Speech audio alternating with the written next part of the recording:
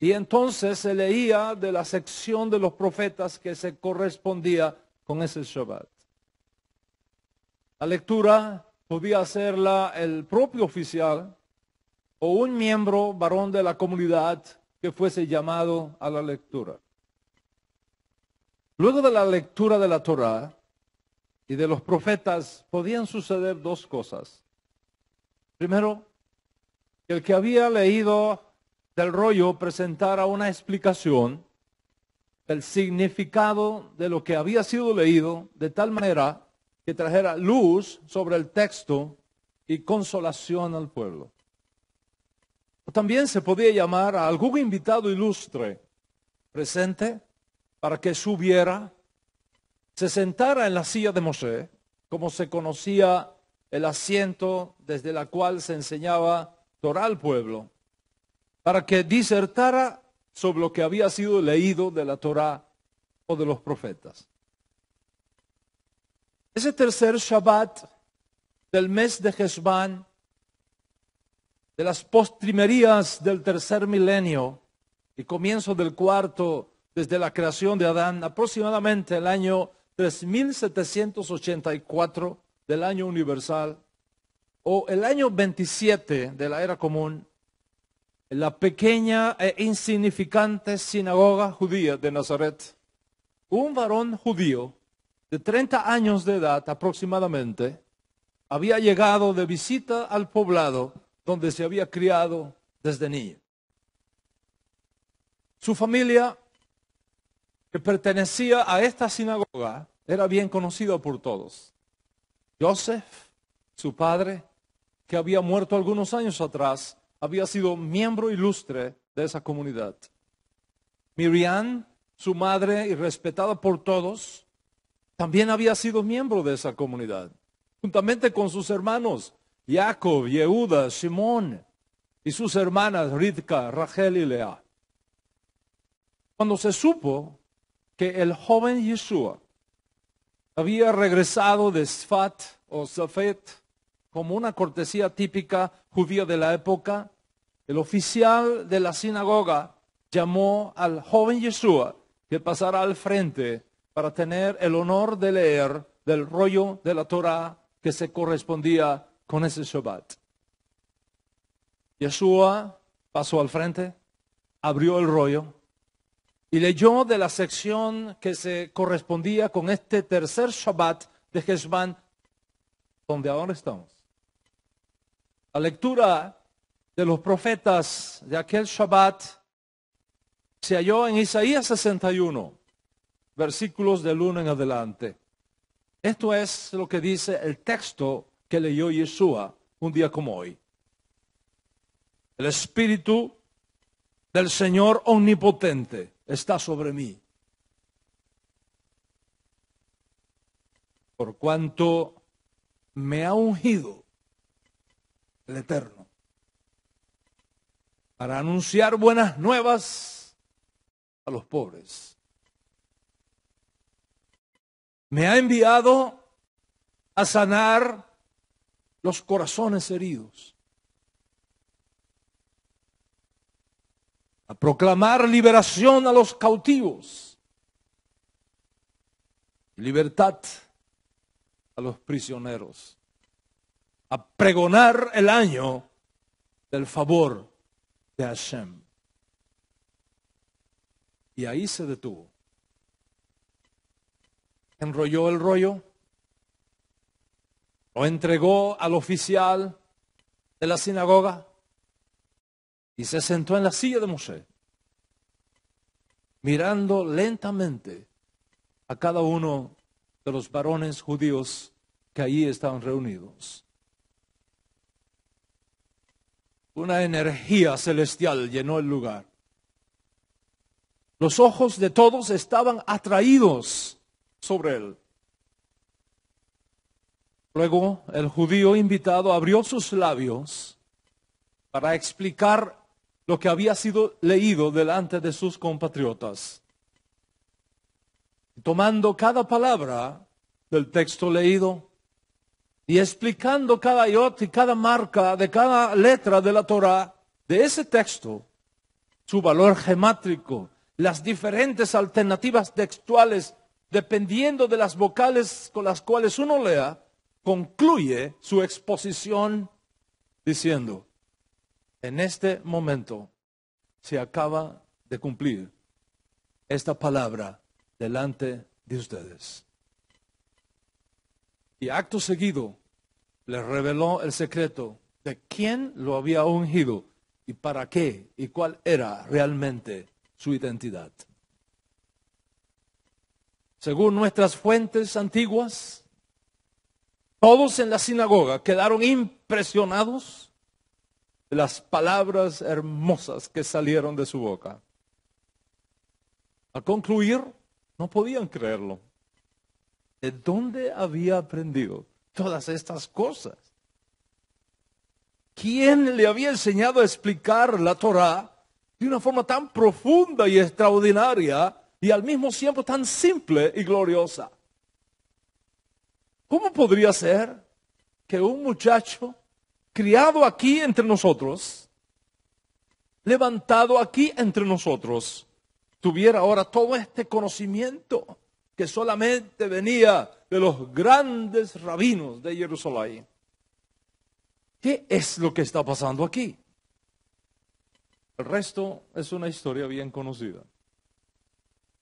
Rabbanan Rabotai, esta es la tremenda energía que tiene este Shabbat.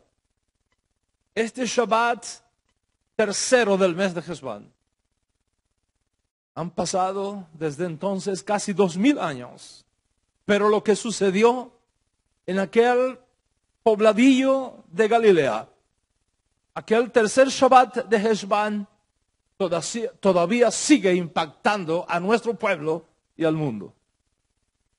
¿Quién es realmente este hombre? ¿Quién es Yeshua ben Yosef? ¿Quién es realmente Yeshua min Nazaret? ¿Un alucinado judío que pensó ser el Mesías? ¿Un maniático bipolar que se enloqueció de remate de tanto estudiar misticismo Sfat? ¿Y que había que arrebatarlo por la fuerza y traerlo a su casa para que no se formara una revuelta en Israel? ¿Un charlatán que estaba tomándole el pelo a sus contemporáneos?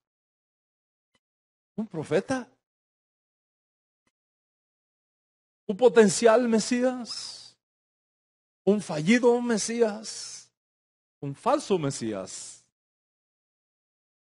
¿Quién es este hombre? Uno que ha causado el reconocimiento del Dios de Israel más que cualquier otro judío en toda la historia del mundo. O uno que le ha causado el odio del judío y el antisemitismo más grande que alguna vez hayamos conocido. ¿Quién es Yeshua? ¿Uno que aleja a la gente del Shabbat o uno que atrae a la gente al Shabbat? Como ha sido anunciado en el contexto de esta parashá Vayera, el tema de hoy gira alrededor de la pregunta de esta nueva serie, sobre la cual ya hemos entregado 2 conferencias previas, y esta es la tercera.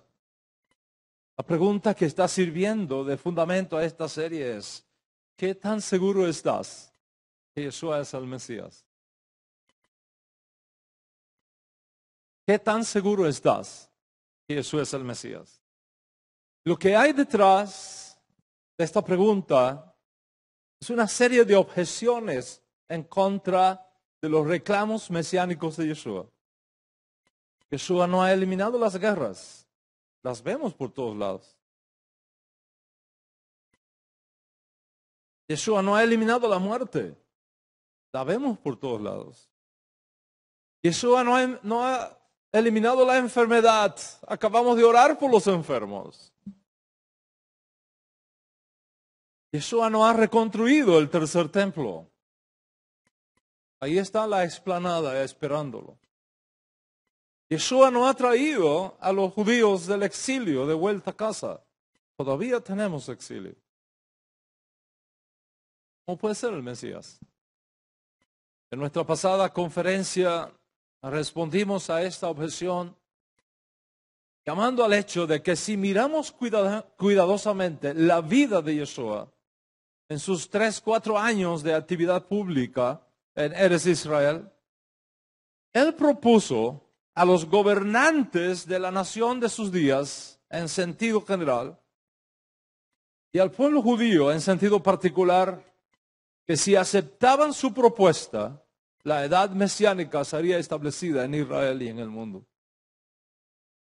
Y como una demostración de su capacidad y de su autenticidad y real posibilidad en esa propuesta, creó alrededor de sí un microclima mesiánico donde todas estas cosas que ahora objetan contra Yeshua para descalificarlo como Mesías fueron hechas precisamente para ofrecer la evidencia necesaria. ¿Dónde estaba Yeshua? No había enfermos. ¿Dónde estaba Yeshua? No había hambre. ¿Dónde estaba Yeshua? No había injusticia. ¿Dónde estaba Yeshua? Había paz. ¿Dónde estaba Yeshua? No había muerte, sino resurrección. ¿Dónde estaba Yeshua? No había confusión, no había esperanza. Ciertamente no reconstruyó el templo, porque lógicamente no lo podía reconstruir. Estaba reconstruido en sus días. Sin embargo, dijo algo muy interesante. Destruyan este templo y en 3 días lo voy a reconstruir. ¿Qué tenemos entonces? Yeshua presentó un plan A Israel. El tiempo para establecer la edad mesiánica ha llegado. Hagan teshuvá y crean la promesa. Ese plan no fue aceptado. Yeshua tuvo que entonces acogerse al plan B, porque el plan A estaba sujeto a una condición. ¿Cuál era la condición? Que los gobernantes corruptos de Israel de aquellos días hicieran teshuvá, se volvieran a Hashem y le reconocieran públicamente como el Mesías. Lejos de hacer eso, optaron por proteger sus grandes intereses políticos y económicos y dejaron a un lado la propuesta de Yeshua. No creyeron que este muchacho venido de Nazaret, de donde no había salido ningún profeta, para el Mesías. Si lo hubiéramos aceptado, lo habría hecho, pero lo rechazamos. Lo alejamos de nosotros. Lo cambiamos por un gallo. ¿Qué quieres entonces? ¿Que te levante la montaña de Sinaí otra vez sobre la cabeza? ¿Que la ponga encima y te diga, si no me reconoces como Mashiach, te entierro bajo esta montaña? ¿Qué hizo? Se retiró. Se ocultó de nosotros porque no éramos dignos todavía de recibir la redención prometida. Y dejó la puerta abierta a una generación nueva de judíos que realmente haga teshuvá y que sea digna de verle otra vez el rostro. No me veréis más hasta que digáis, bendito el que viene en el nombre del Señor. No hemos terminado de afirmar estas cosas totalmente razonables y totalmente creíbles cuando ahí mismo nos lanzan otra objeción. ¿Dónde está en el Tanaj? ¿Dónde está en el Tanaj, en la Biblia hebrea, que el Mesías viene, se esconde y reaparece? ¿Dónde se ha enseñado alguna vez tal cosa en el judaísmo? Eso fue una estrategia de los fundadores del cristianismo. Dijeron que era el Mesías, pero como no cumplió nada de lo que está supuesto que el Mesías cumpla, entonces, para corregir el error, inventaron la teoría de las 2 apariciones del Mesías. Uno que viene, se va y vuelve de nuevo. Eso es totalmente falso.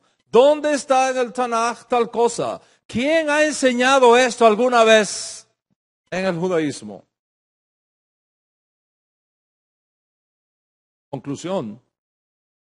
como no veo que han sido eliminadas las guerras, como no veo que han sido eliminadas las enfermedades, como no veo que han sido eliminadas las injusticias en el mundo, como no veo que el tercer templo ha sido reconstruido, ni nada de lo que el Mesías tiene que hacer, supuestamente, según el Tanaj, entonces, lógicamente, no puedo creer que Yeshua sea el Mesías. Y como no veo nada que enseñe en el Tanaj que el Mesías viene 2 veces, una primera vez se retira y aparece de nuevo para hacer el resto, entonces no puedo creer ese cuento de hadas inventado por ustedes.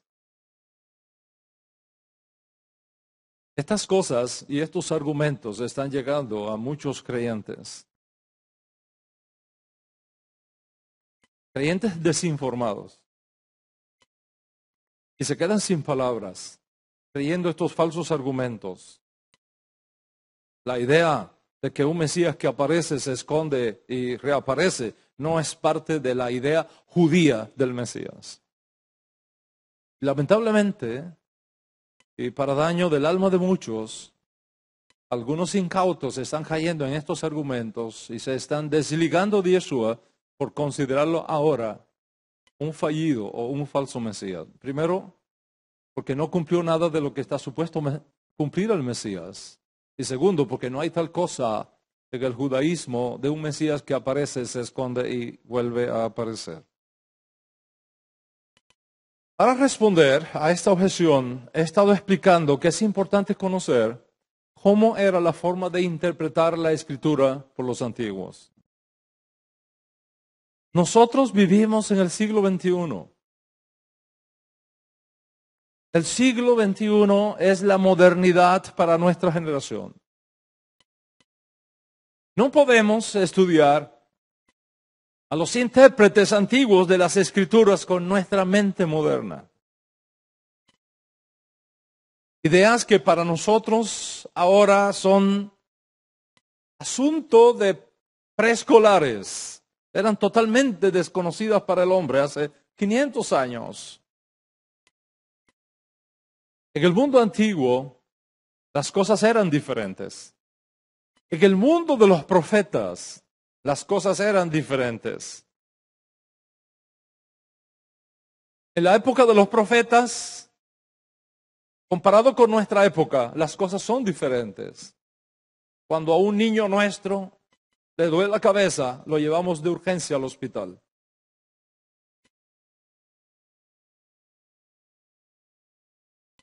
En la época antigua, en la época de los profetas, cuando a un niño le dolía la cabeza, lo llevaban al profeta para que lo sanara.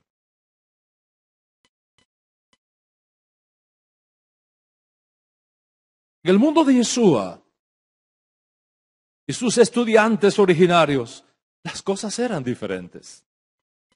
Su mentalidad era diferente. Su manera de concebir e interpretar la Biblia era completamente diferente.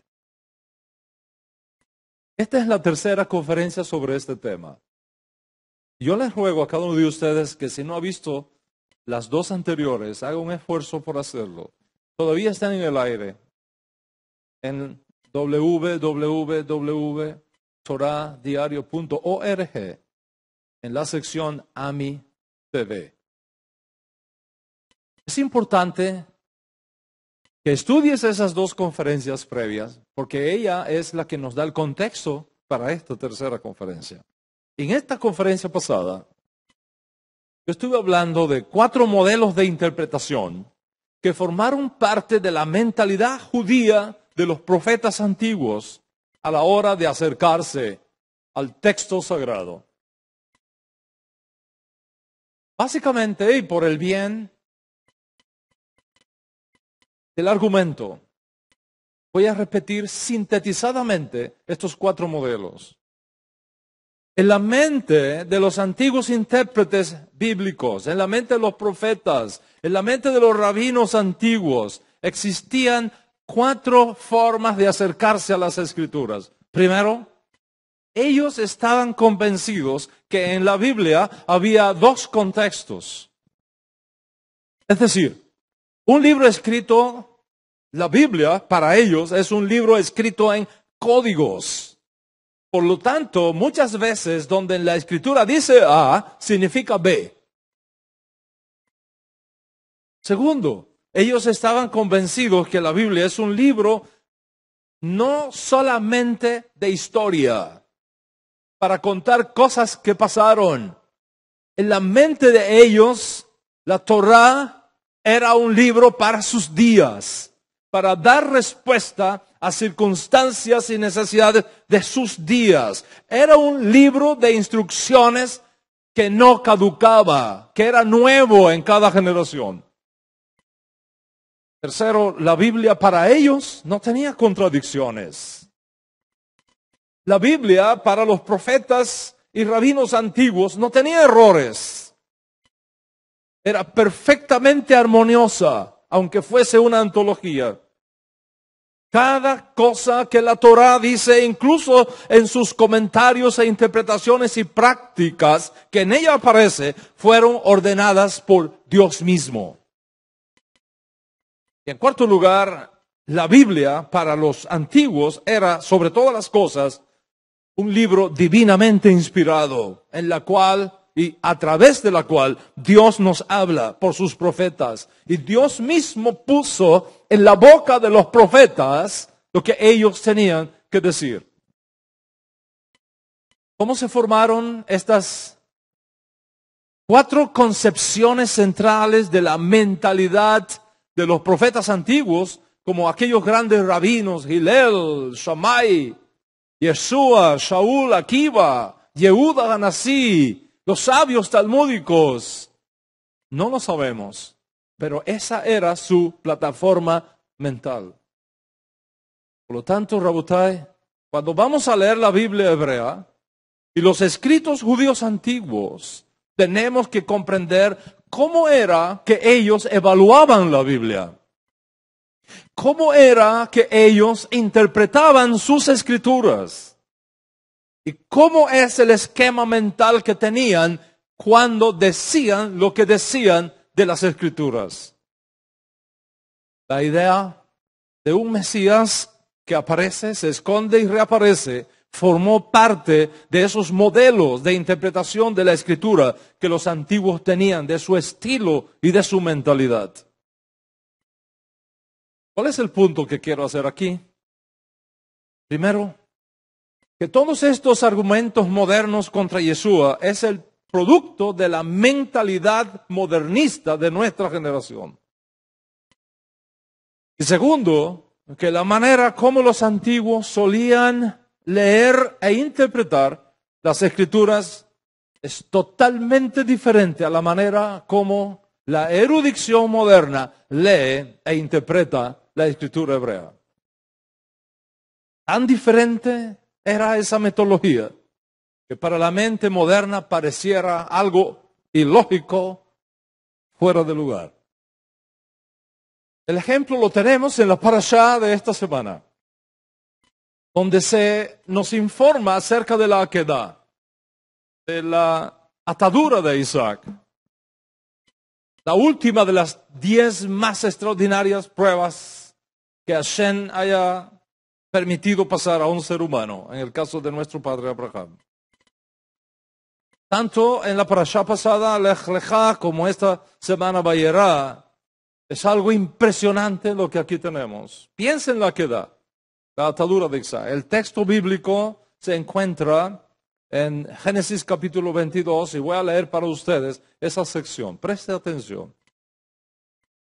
Y sucedió después de estas palabras, de estas cosas, que Dios puso a prueba a Abraham y le dijo: Abraham, aquí estoy, respondió. Y Dios le ordenó: toma tu hijo, el único que tienes y al que tanto amas, y ve a la región de Moria. Una vez allí, ofrécelo como holocausto en el monte que yo te indicaré. Abraham se levantó de madrugada y ensilló su asno. También cortó leña para el holocausto, y junto con 2 de sus criados y su hijo Isaac, se encaminó hacia el lugar que Dios le había indicado. Al tercer día de estar caminando, Abraham alzó los ojos y vio el lugar de lejos. Entonces le dijo a sus criados: quédense ustedes aquí con el asno, que el muchacho y yo seguiremos adelante para adorar a Dios y luego regresaremos junto a ustedes. Abraham tomó la leña del holocausto y la puso sobre Isaac, su hijo. Él, por su parte, cargó con el fuego y con el cuchillo, y los dos siguieron caminando juntos. Isaac le dijo a Abraham: Padre, dime, hijo mío, aquí tenemos la leña y el fuego, continuó Isaac, pero ¿dónde está el cordero para el holocausto? ¿Dónde está el cordero para el holocausto? El cordero, hijo mío, lo proveerá Dios, respondió Abraham. Y siguieron caminando juntos. Cuando llegaron al lugar señalado por Dios, Abraham construyó un altar y arregló la leña. Después ató a su hijo Isaac y lo puso sobre el altar encima de la leña. Entonces tomó el cuchillo para sacrificar a su hijo. Y justamente en ese momento, un ángel del Señor le gritó desde el cielo: ¡Abraham! ¡Abraham! ¡Hineni!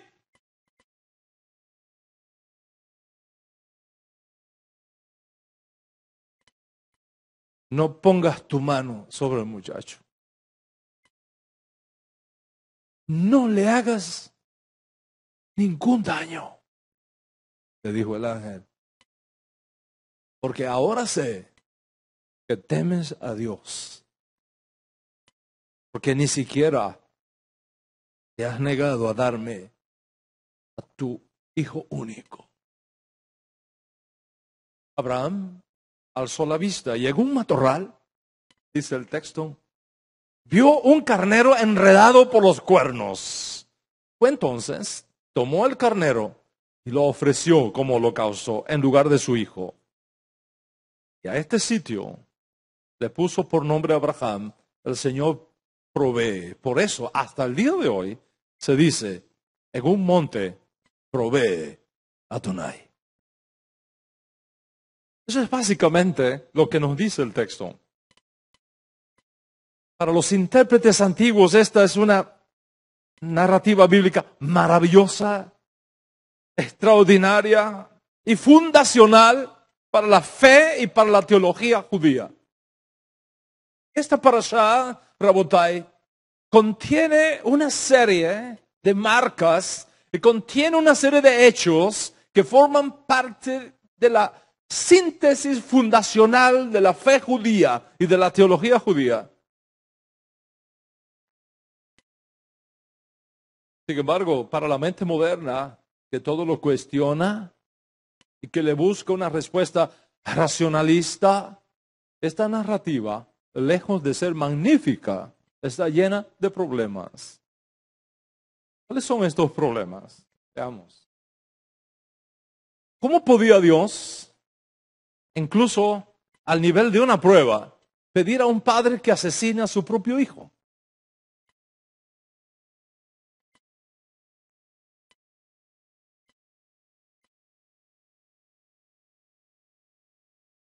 ¿Por qué Dios Altísimo, que por definición es omnisapiente, necesitaba poner a Abraham a esta prueba si él sabía el resultado del principio? Si sabía a priori que Abraham lo amaba y que era temeroso de Dios omnipotente.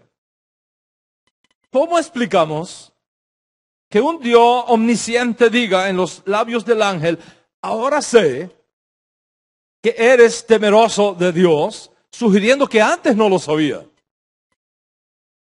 Cuando por definición Dios lo sabe todo desde el principio. ¿Qué tipo de Dios está presente aquí? ¿Cómo podría el monoteísmo hebreo crear tal narrativa? ¿De dónde viene entonces esta historia? ¿Quién la introdujo en el libro de Génesis? Además, ¿cómo es posible que un hombre justo y bueno, como supuestamente era Abraham, engañara a su hijo de la manera como lo hizo? Porque la narrativa nos dice que Abraham ocultó a su hijo lo que Dios Altísimo le había pedido. En otras palabras, Isaac es mantenido en total oscuridad acerca del crucial evento que está ocurriendo hasta el último momento, cuando finalmente descubre que es él mismo la víctima inocente que sería ofrecida sobre el altar. De hecho, cuando el joven Isaac le pregunta ingenuamente: Padre mío, veo la leña, veo el fuego, pero no veo el animal que va a ser ofrecido, Abraham le da una respuesta evasiva: Dios Altísimo proveerá el holocausto, hijo mío. Y lo deja en oscuridad, a sabiendas. ¿Cómo explicamos esto a un joven del siglo XXI? Permeado del modernismo de nuestra generación. Sin embargo, Rabotai, los intérpretes antiguos tenían una metodología completamente diferente a la hora de relacionarse con la data bíblica, con la información que tenemos en la Torá. Ellos miraban el texto con sus propios ojos, en su propia cultura, en su propio tiempo, y lograban decirnos lo que realmente estaba escondido en el texto a simple vista, porque en su mente operaban estas 4 características de la mentalidad de los profetas y de los rabinos antiguos. Los rabinos antiguos eran extremadamente meticulosos en el examen de cada letra hebrea. De cada letra hebrea. Se la sabían de memoria. Conocían su tamaño. Conocían su posición, su forma, su contextura, su valor gemátrico, etc. Y basado en eso, tenían libertad para crear alternativas de interpretación a la narrativa literal que tenían delante. Esa era la mentalidad de los profetas. Esa era la mentalidad de Yeshua. Era la mentalidad del rabino Saúl. Era la mentalidad del rabí Akiva. Era la mentalidad de Yehuda Hanasí. Era la mentalidad de Abba. Y del rabí Eliezer y de todos estos gigantes de la Torá en la historia de nuestro pueblo. De manera que cuando la mentalidad moderna, hija de todo este proceso de desarrollo científico, se encuentra con el argumento que sugiere el Código Real de un Mesías que aparece, se esconde y reaparece, inmediatamente se revela contra eso y dice: muéstrame dónde está escrito. Muéstrame dónde eso está escrito. Y para ellos, muéstrame dónde está escrito significa, en la mentalidad moderna, dame la evidencia científica. Es decir, capítulo, verso, palabra, pensamiento específico que diga literalmente eso y que yo lo pueda comprobar matemáticamente. Y por eso nos acusan de inventar textos, crear textos, manipular textos, citar mal los textos, etcétera, etcétera. ¿Qué vamos a hacer con todo esto? ¿Cómo puede Dios, incluso al nivel de una prueba, pedirle a un padre que sacrifique a su hijo? ¿Cómo explicamos que Abraham, siendo un sadik, no le dice a su mujer lo que está pasando? ¿Qué tipo de Dios es este que necesita poner a un hombre a prueba para ver si es temeroso de él? ¿Cómo es posible que un sadik, un hasid, más todavía que un sadik, un hasid como Abraham, ocultara a su hijo que él era la víctima? ¿Cómo explicamos todo esto en el mundo moderno?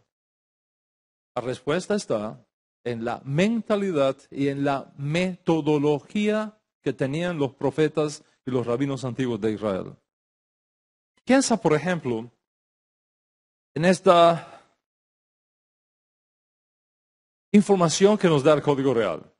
Dice, y se establecieron en Nazaret. Y sucedió, para que podamos entender la escritura que dice, será llamado Netzarim. ¿Qué escritura? ¿Qué escritura? No existe lugar en toda la escritura hebrea que diga eso. No existe ningún lugar en todos los profetas que diga eso. Bueno, esa es la data que tenemos delante.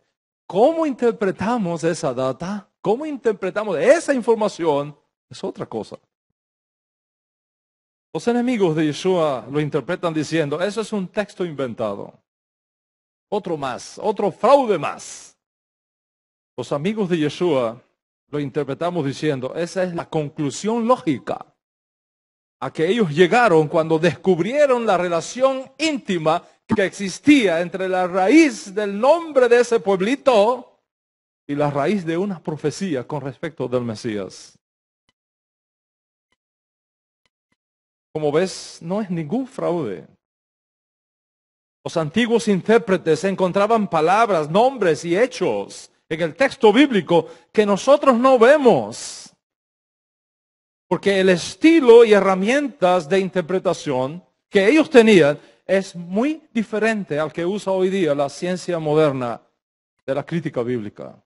Toma, por ejemplo, la palabra de Jacob en su lecho de muerte.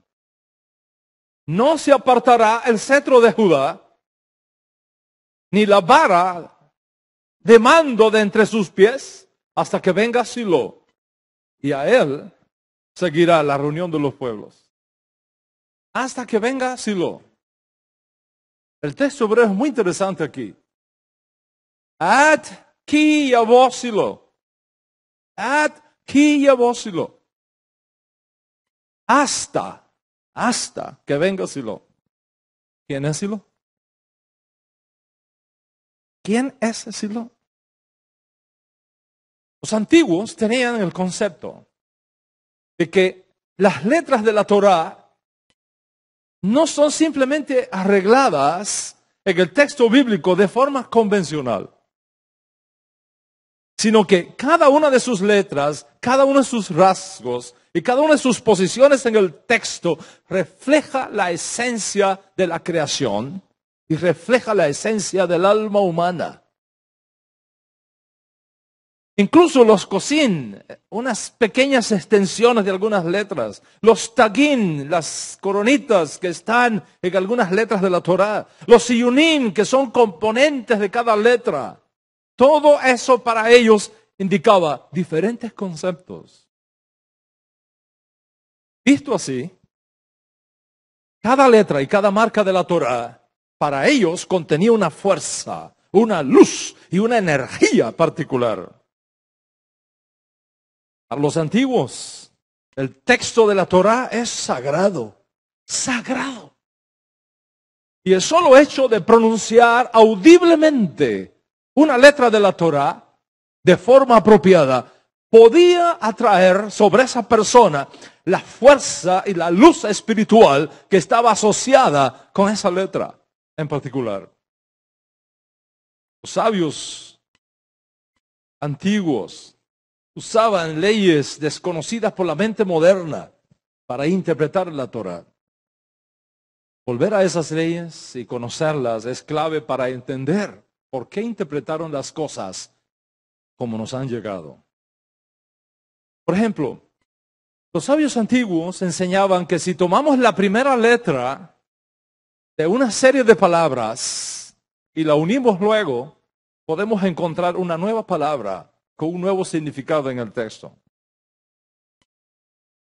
Incluso algunos rabinos antiguos dividieron las 22, escucha esto, Algunos rabinos antiguos dividieron las 22 letras del ABC, del Aleph Bet, del abecedario hebreo, en 5 grupos. En 5 grupos. Cada uno de esos grupos estaba relacionado con un punto de la boca donde se hacía el énfasis a la hora de pronunciar esa palabra.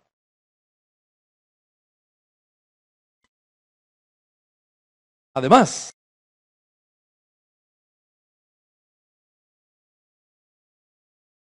fueron capaces de crear una ley de interpretación conocida como Abash, no Abbas, Abash. Es decir, transformación, donde la primera letra de la Aleph Bet se intercambiaba por la última. La segunda por la penúltima. Por ejemplo, la Aleph se puede intercambiar con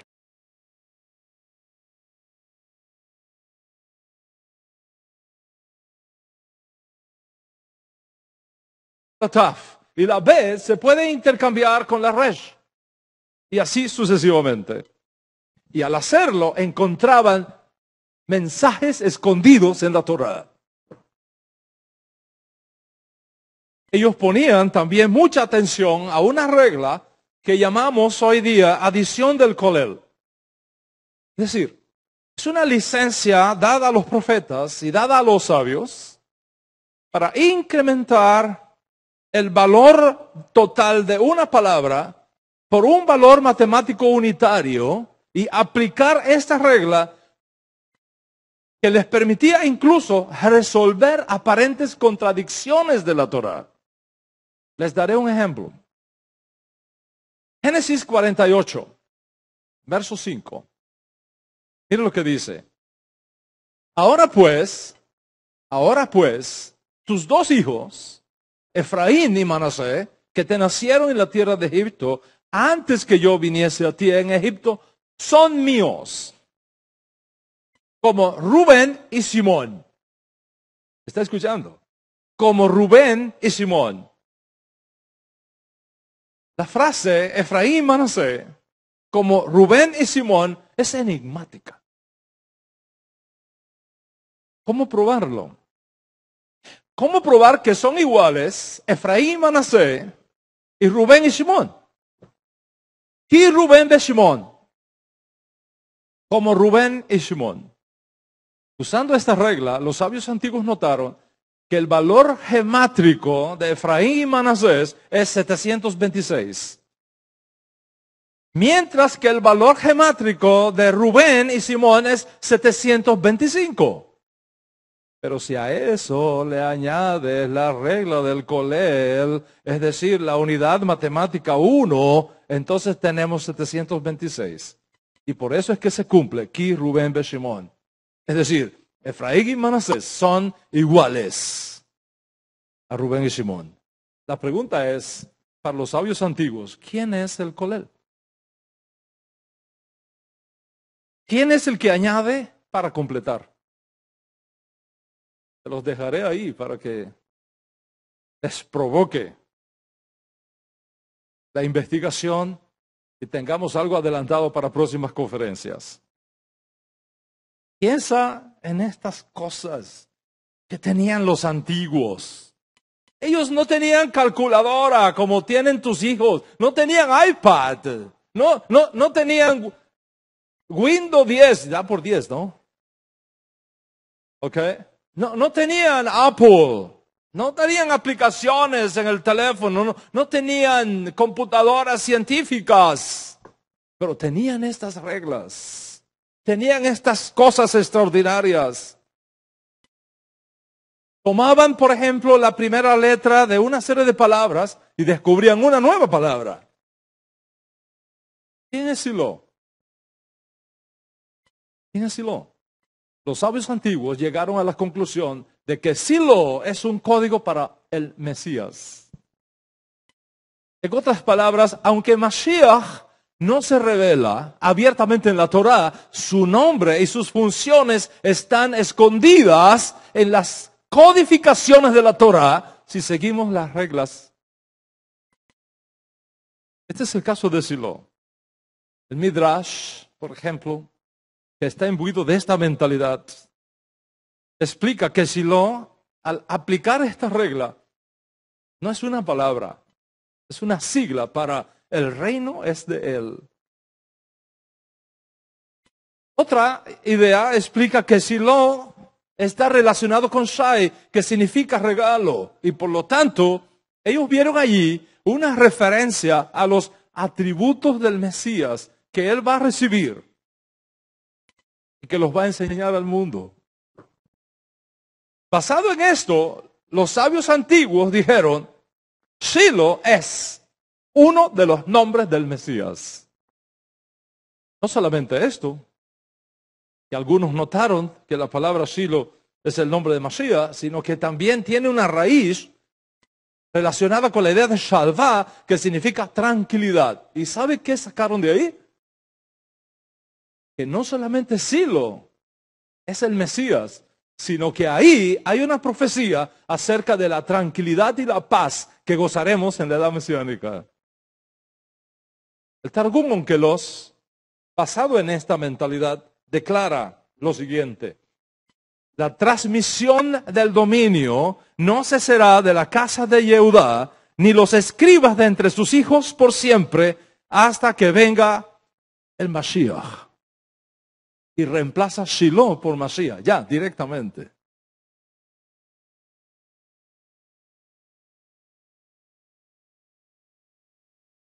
El Targum Jerusalmi, del mismo modo declara, y cito, reyes no cesarán de la casa de Judá hasta la venida del rey Mesías, a quien todas las autoridades de la tierra se subordinarán. Así era como funcionaba la mente de ellos. Y esto tenemos que tenerlo en cuenta para entender por qué el Mesías que aparece, se esconde y reaparece, no es un invento cristiano para cubrir a un fallido Mesías. En primer lugar, porque no había cristianos en el mundo en los días de Yeshua. Habían judíos que seguían a un rabino llamado Yeshua. Como había judíos que seguían a un rabino llamado Hillel, o Shammai, o Yohanan ben Zakkai, o Gamaliel, etc. Les voy a mostrar algo aquí extraordinario. En la tradición talmúdica, como está contenido en el Tratado Sanedrín, el folio 98b, dice así, y cito, el mundo fue creado para el bien del Mesías. ¿Cuál es el nombre del Mesías? La escuela del Rabí Shila dijo, su nombre es Silo, porque está escrito hasta que venga Silo.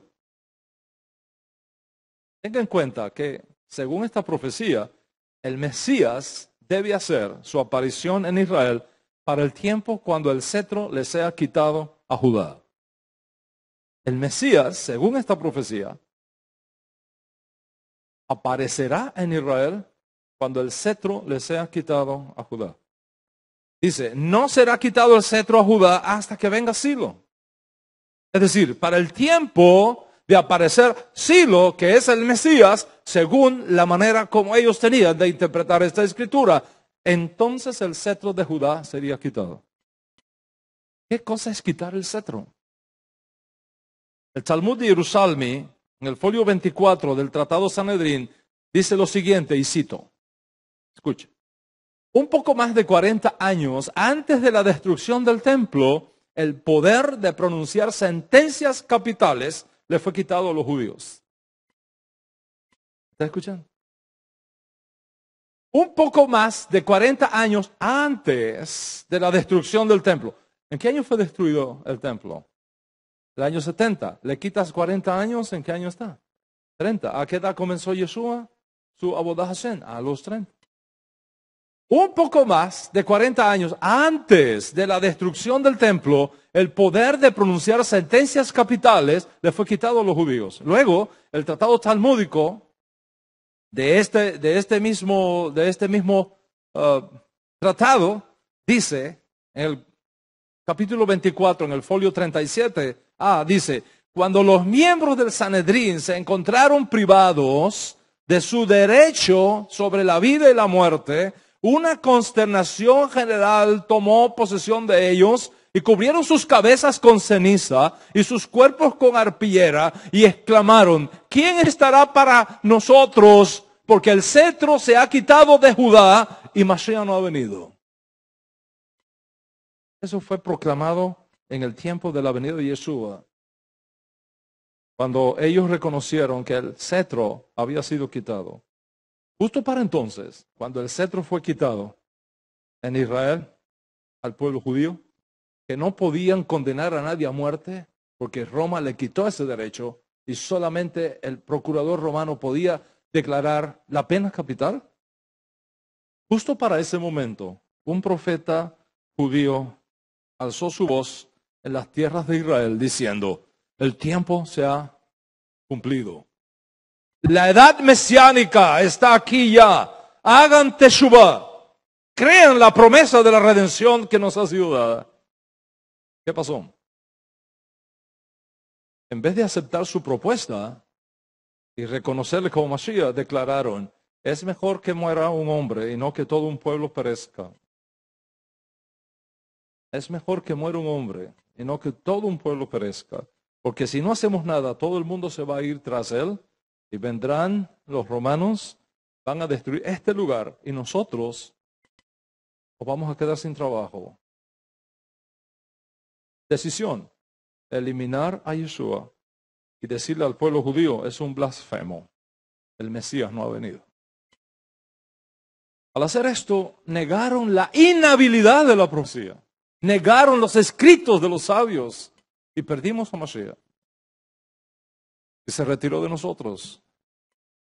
Y ahora tenemos que esperar hasta que el cielo nos lo envíe, no cuando nosotros queramos, sino cuando sea decisión del tribunal celestial. Como ves, no podemos quitar nuestros ojos de lo que los grandes profetas, los grandes escribas y los grandes rabinos de antaño nos lograron. Ellos nos legaron todo esto. Les digo algo, Rabotai, cometeríamos un grave error si nosotros rechazamos toda esta información que nos viene de los rabinos, si nosotros rechazamos toda esta información extraordinaria que nos viene de los midrashim, si nosotros rechazamos toda esta riqueza extraordinaria que nos viene del código real y de los profetas, estamos cometiendo un grave error. Estaríamos destruyendo el judaísmo completamente. Les voy a decir algo más, que lo creo con todo mi corazón y con toda mi mente. Si cae el código real, caen los profetas, cae Moshe, porque el código real está fundamentado en los profetas y en Moshe. Y si tú destruyes eso, lo aleno, lo que resta será, ¿sabe qué? Deísmo, agnosticismo, ateísmo, completa oscuridad. Tenemos que conocer lo que ellos conocían. Conocer su mentalidad, conocer sus estilos, conocer sus tradiciones, antes de ir y destruir todo lo que edificaron para nosotros. Los nuevos creyentes que están buscando a Dios Altísimo en estos días se ven atrapados entonces en estas dos realidades que yo les he tratado de mostrar en la clase de hoy. Tú tienes que conocer eso. Hay dos maneras de acercarse al texto bíblico y a la interpretación de ese texto que nos ha llegado a nosotros. Y estas dos maneras son opuestas entre sí. Tenemos la manera del estilo antiguo y tenemos la manera de los modernos intérpretes que usan la ciencia bíblica como su metodología para acercarse a las Escrituras. Si tú dejas que todas estas objeciones contra el código real y contra Yeshua, contra los profetas, contra la Biblia hebrea, contra Moshe Rabenu, contra David Hamelech, penetren las fronteras de tu fe y derriben las murallas de tu confianza en el texto recibido, vas a terminarlo aleno en la oscuridad del agnosticismo, del ateísmo, Y tu alejamiento de Yeshua y de Moshe Rabbeinu será asunto de tiempo. Es cierto, no podemos escondernos a ciertas realidades encontradas por los historiadores y por los arqueólogos modernos. Es cierto, no podemos esconder la cabeza en la arena como el avestruz y pensar que no hay problemas textuales. No podemos negar el hecho de que hay una erudición moderna que está poniendo en tela de juicio la credibilidad de la Torá, la credibilidad de Moshe Rabbeinu, la credibilidad de Yeshua, la credibilidad del Tanaj. Hay problemas textuales. Sí, hay diferencias textuales, incluso errores textuales. ¿Cómo los vamos a interpretar? Es otra cosa. ¿Qué vamos a hacer con estas discrepancias y con estas irregularidades? ¿Y qué herramientas vamos a utilizar para explicarlas? Es otra cosa. La fuerza que está detrás de la pregunta en la mesa es indiscutible. ¿Qué tan seguro estás de que Yeshua es el Mesías? Y tarde o temprano te vas a encontrar con una artillería de misiles que contradicen la aceptada enseñanza de esta casa acerca del judaísmo y acerca de la legitimidad de los reclamos mesiánicos de Yeshua. Y esto puede ser un hecho que confunda a muchos, que haga tambalear la fe de muchos y que haga desanimar a muchos. ¿Qué pasa? ¿Por qué se están desligando de Yeshua? No, lo que hay que mirar es por qué en Israel es cuando más se están ligando a Yeshua. Porque esta época es la época donde más judíos en Israel reconocen que Yeshua es el Mesías.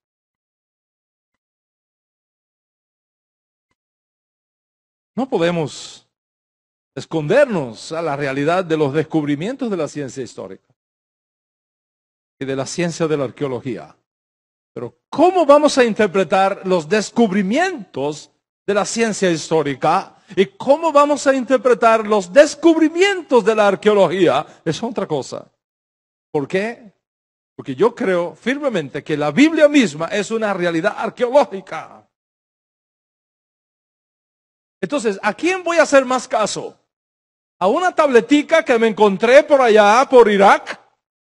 ¿O al texto hebreo que hemos recibido de nuestros sabios?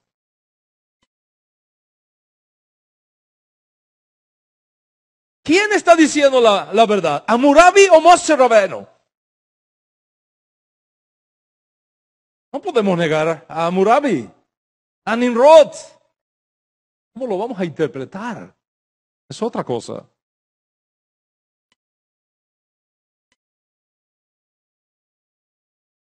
Yo doy gracias a Dios Altísimo, porque en todo este proceso de estudio intelectual, académico, de estas cosas, me ha guardado en la fe de los profetas. Y Dios, en su misericordia, me ha guardado en la fe de los sadiquim. Y me ha guardado del agnosticismo, del ateísmo. Y me ha guardado de desligarme de Moshe Rabbeinu y de desligarme de Yeshua Rabbeinu. Es importante entonces que respondamos a esta pregunta. ¿Es cierto que la escritura hebrea enseña que el Mesías aparece, se esconde y reaparece de nuevo? ¿Es consistente esta idea con la teología judía, con el pensamiento judío? ¿Dónde está en la escritura tal cosa? ¿Qué maestro judío ha enseñado alguna vez esto? Por supuesto, fuera del Código Real. Para responder a esta pregunta es necesario entender cómo era la mentalidad de los intérpretes antiguos que aún siguen con nosotros en el camino de la redención. Y que no tenemos por qué desecharlos por el simple hecho de que nosotros en el siglo XXI y ellos en la Edad Media o en el primer siglo o más atrás aún están distantes de nosotros. Ellos no están distantes de nosotros. Los profetas no están distantes de nosotros. Los rabinos no están distantes de nosotros. Hillel no está distante de nosotros. Shammai no está distante de nosotros. Yeshua no está distante de nosotros. Rabí Akiva no está distante de nosotros. Yehuda Hanasí no está distante de nosotros. Ellos caminan con nosotros.